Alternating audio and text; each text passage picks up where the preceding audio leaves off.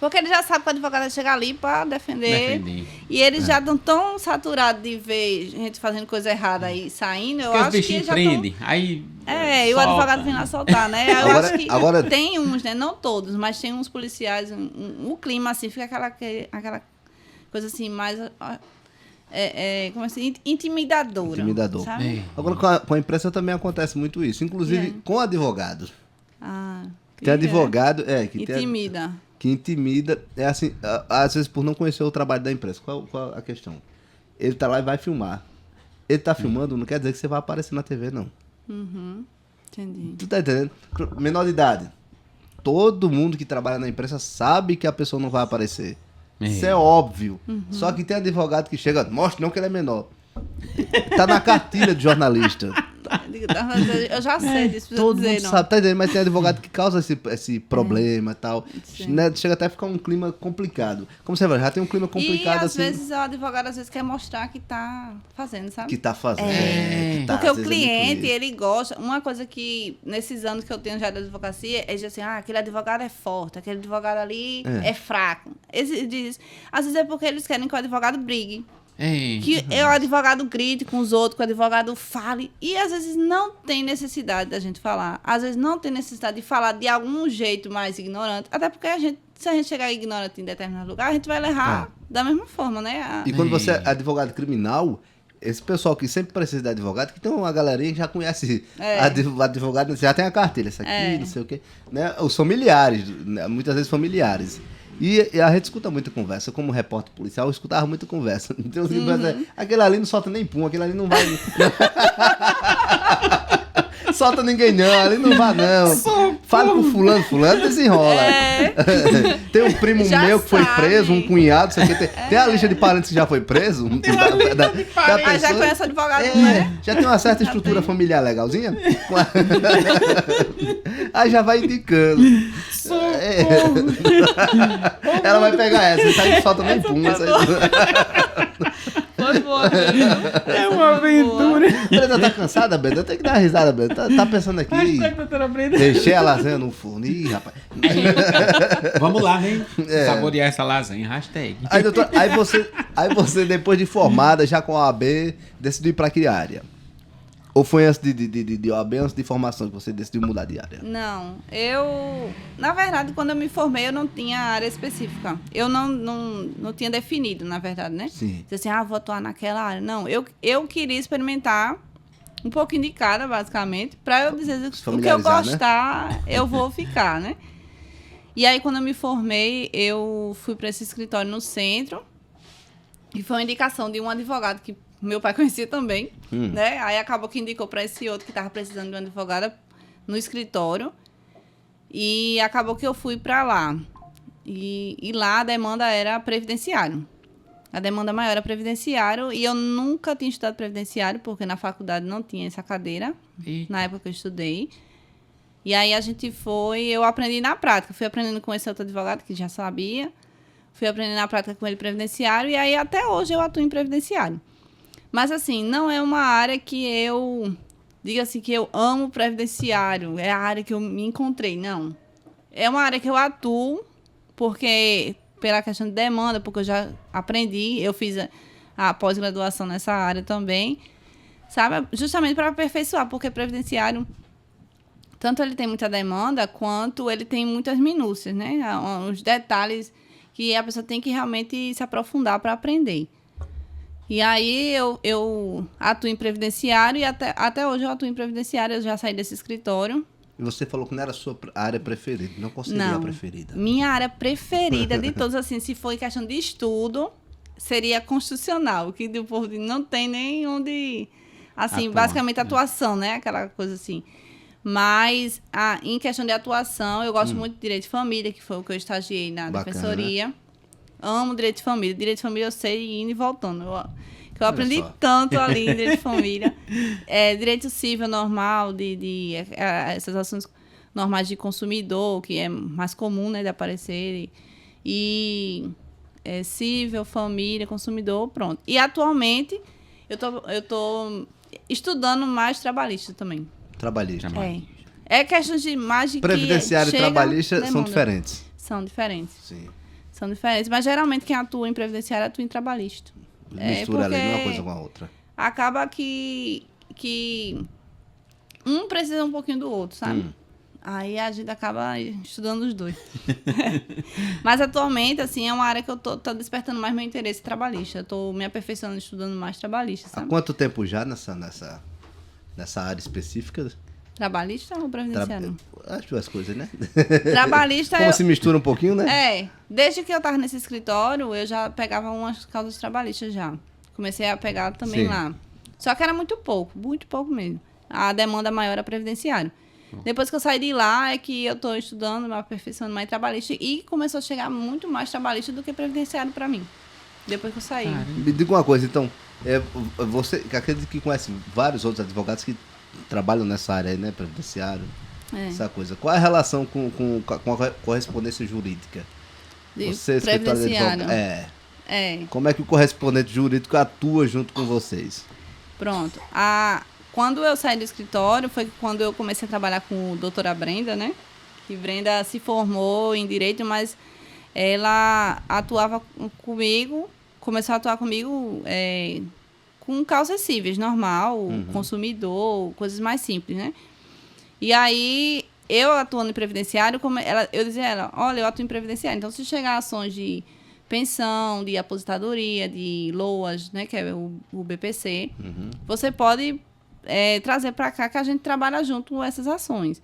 E aí foi quando ela começou a aprender, né, a atuar nessa área de previdenciária. Ela gostou, né? Ela disse, é uma área muito boa porque aparece muita gente que precisa de aposentadoria, demais, de pensão por morte, e muita gente que quer tirar dúvida, né? Também se tem direito a um e outro, às vezes tem direito à aposentadoria e alguém da família tem direito ao BPC. E aí eu ficava tirando essas dúvidas com ela, acabou que ela aprendeu, né? Bastante comigo, né? A atuar nessa área. E aí foi quando surgiu a ideia de correspondência jurídica. Por quê? Correspondente jurídico, ele atua de forma extrajudicial, né? Que é uma pessoa, normalmente é estudante de direito ou formado que não tem OAB.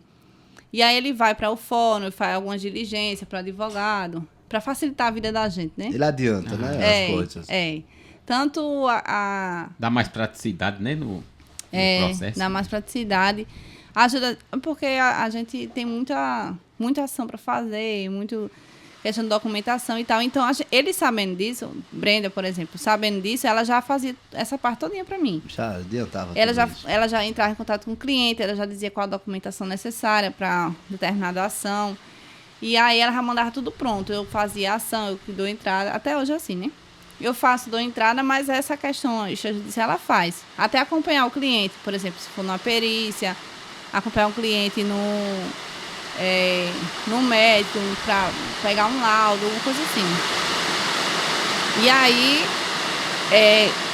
foi quando a gente começou a atuar correspondência em si, previdenciária. Porque, como ela começou a atuar com previdenciário comigo, que até então que a gente tenha conhecimento, não existe correspondente que atua em previdenciário, aí foi quando surgiu essa ideia, né, que ela teve de lançar o curso e etc. Né? Olha questão só. do correspondente pegou que o atua nessa área. limão e... Foi. Juntou o útil ao agradável. Suco de morango.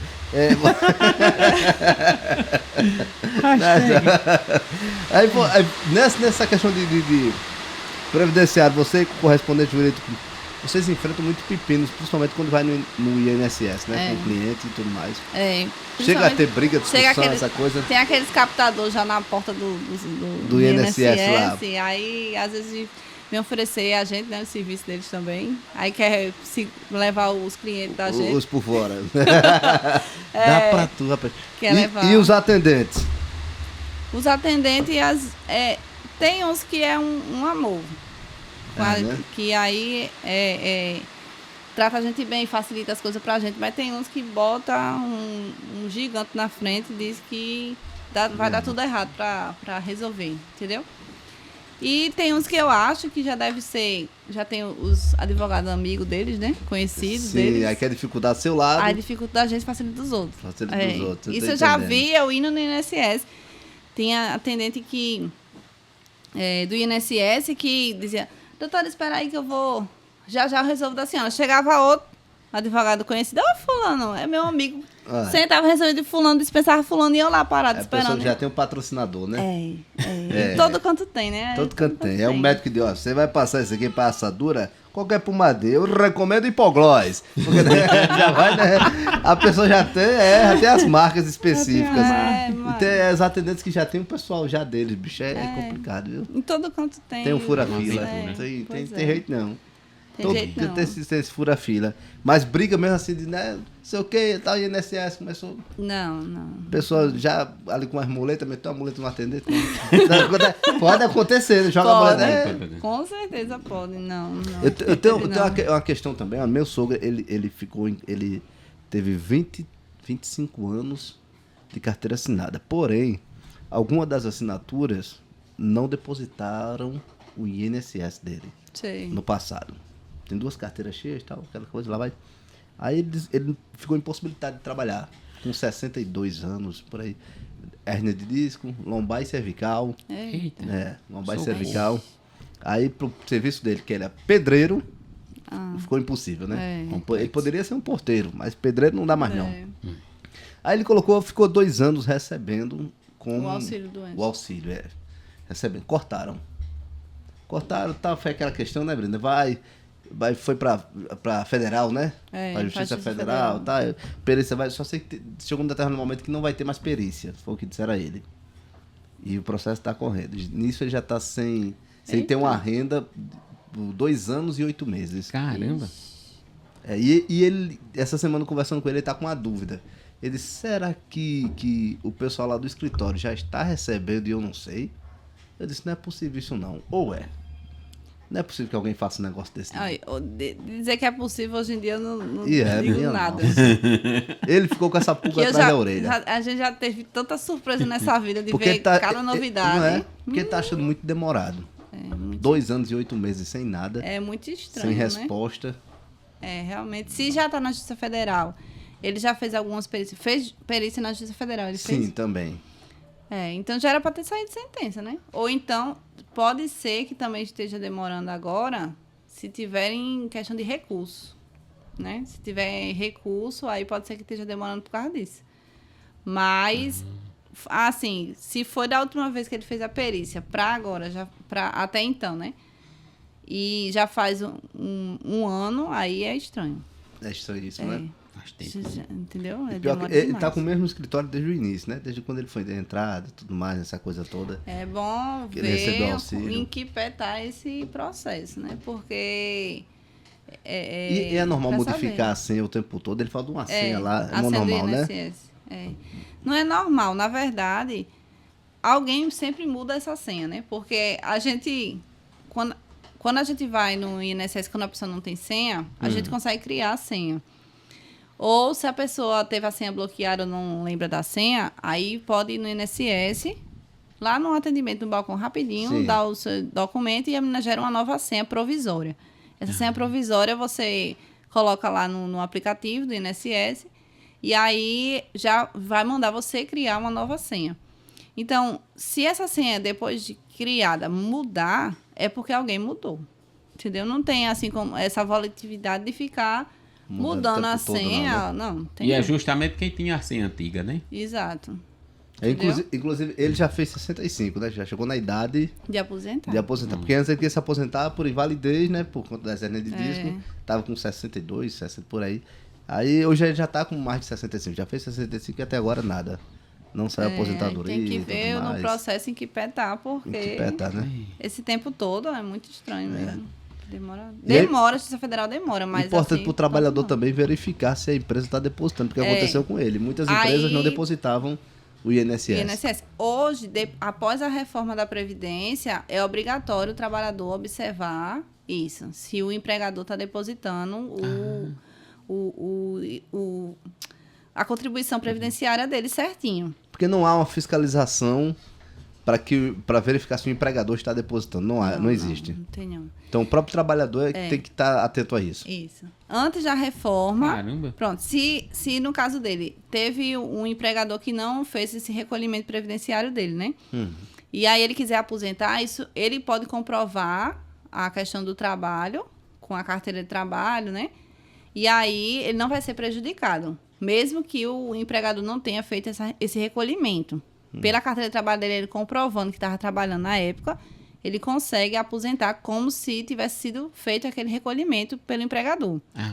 Só que depois da reforma, a partir da reforma para cá, o trabalhador tem que observar se está sendo feito, porque se o empregador não estiver fazendo, quando ele for aposentar, a responsabilidade vai ser do trabalhador de ter perdido aquele tempo ou de ir atrás do empregador para ser feito aquele recolhimento certinho, entendeu? Aí já é mais burocrático. É, porque aí hoje o trabalhador tem que observar tudo, se está sendo depositado o FGTS dele, se está sendo recolhido a Previdência, que aí ele acompanha pelo site do meu INSS, e ele mesmo consegue acompanhar o CNIS dele e ver se está sendo recolhido certinho. Entendeu? Tem um aplicativo também que é da carteira de trabalho. É. Pelo aplicativo, estando tudo ok ali, a pessoa pode estar tranquilo que está tudo sendo pago ou não? Não. Não, né? Não, pode não. Pronto, uma questão da mudança da senha do meu INSS pode ser a questão da carteira de trabalho, porque o gov.br, né, que é agora o universal do Brasil. Pra tudo, até para tirar nota fiscal. Tudo né? gov.br, né? Então, essa senha do gov.br é a mesma da carteira de trabalho digital, é a mesma do meu INSS, é a mesma se eu não me engano, do FGTS. Entendeu? Então, é tudo uma senha só. Então, pode ser que a pessoa mude a senha num aplicativo, bota uma senha no aplicativo, quando vai para o meu INSS, a senha tem mudado, porque você alterou a senha e nem sabe. Nem entendeu? sabe que alterou. Que alterou, porque é vários aplicativos, uma senha só. E aí, às vezes, a pessoa não sabe que é a mesma senha para tudo. Alterou de um e esquece, pensa que é a mesma, né? Anterior. Exato. Aí acaba que altera o do meu INSS, porque alterou da carteira de trabalho, do FGTS, enfim. E aí... a questão do aplicativo da carteira de trabalho, ele só vai constar a data de admissão e demissão. Recolhimento previdenciário ele não vai constar. Então, se você for verificar se está sendo... Para verificar se está sendo recolhido o INSS, você tem que ir para o site do INSS e ver o seu CNIS, né? Que é o Cadastro Nacional de Informações do Empregado, né? Do segurado, né? Do contribuinte. E se for do FGTS, tem que ver no aplicativo do FGTS se está sendo. Até porque, para a gente entrar com ações trabalhistas, por exemplo, de falta de pagamento do FGTS, a gente tem que ir no aplicativo do FGTS e trazer aquela relação extrato para comprovar que o empregador não está fazendo os depósitos. Se a gente entrar na Justiça do Trabalho, dizendo, olha, excelência, o empregador não está depositando FGTS, o juiz vai pedir o extrato do FGTS para você comprovar que ele não está depositando. Voltou o Ministério do Trabalho? Voltou, o Ministério do Trabalho está funcionando. Está funcionando, né? Porque não teve parou, não foi? Foi. Aí a Justiça do Trabalho naquela época era Justiça comum, assim, não tinha Justiça do Trabalho. Tinha. Ou ainda continuava, mesmo sem Ministério? Tinha, continuava. Continuava, né? Continuava, era. O Ministério do Trabalho é diferente da Justiça do Trabalho. Diferente, né? Tanto que a Justiça do Trabalho é Justiça Federal, né? A Federal. É Justiça Federal. E a Justiça do Trabalho ela é excelente. Eu, dando aqui minha opinião como advogada e parabenizando a Justiça do Trabalho, porque ela é excelente de se trabalhar. Ela é rápida, ela é rápida nos processos, é excelente para execução também. Ela é muito boa. A gente falou sobre essa questão de aposentadoria, né? De você precisar dessa questão da idade, também tempo de serviço. Hoje em dia, estamos em 2024, quase 2025, estamos chegando lá, né? Tá pertinho, estamos Natal subindo a ladeira. Jingle Bell. Hoje em dia, seja sincera com a gente. Sim. Doutora Belo já falou uma vez aqui, tá? Vale a pena trabalhar carteira assinada hoje em dia? Não, ao meu ver, não. Não vale não, né? Ao meu ver, não. Essas questões, né? Porque Não. eu ouvi dizer, muitas pessoas falam para ele, né? As pessoas comentam, que quando chegarmos à idade, eu digo chegarmos, você, acho que já está perto. A idade de se aposentar, não vai ter mais aposentadoria. Saiu isso aí. Você que tem hoje 20 e poucos anos, Não vai conseguir se aposentar. não vai ter mais aposentadoria, porque parece que a questão... Eu sou leigo no assunto, viu, gente? Me disseram que funciona assim, é um esquema de pirâmide. Quem paga tá pagando para aquele lá que já se aposentou receber. Sim. E com essa coisa do pessoal não trabalhar mais carteira assinada, vai ter um tempo que ninguém mais vai pagar. Não. Então quem chegou na idade não vai receber. Socorro. Não, isso não existe não. Não é... É uma aventura. Não é assim, né? Não, não. É porque a Previdência Social, né, que é realmente o recolhimento previdenciário daqueles que trabalham, seja como autônomo, seja como empregado. Sim.